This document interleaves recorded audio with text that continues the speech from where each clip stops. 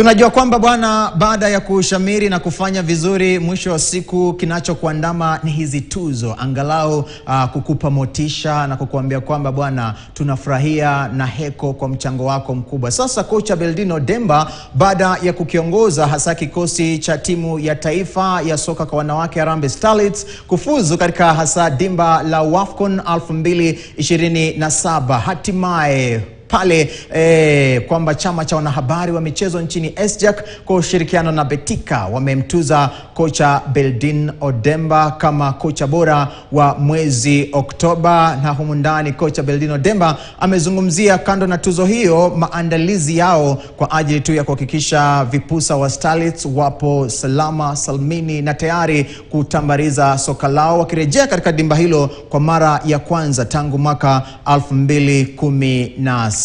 Msikize Odemba. I dedicate the qualifier to the Kenyans as a whole. It has been 10 long years since we last qualified. This is our second time qualifying, and Kenyans are truly behind us. I dedicate the trophy to the girls that were in the team that played, the Harambee Starlets, as well as my technical team. They all did a good job to ensure that we are here today and that we are ready to play in the WAFCON in 2026. Welcome.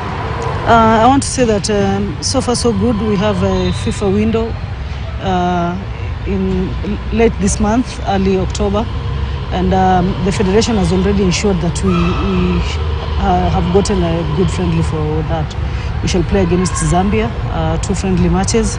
We shall travel to Zambia and we shall be able to play 2 matches in the country in preparation to this. After that, we haven't sat down yet, but we are sitting down tomorrow, and then we shall make a good plan as from, let's say, as from now to when we shall be playing the WAFCON.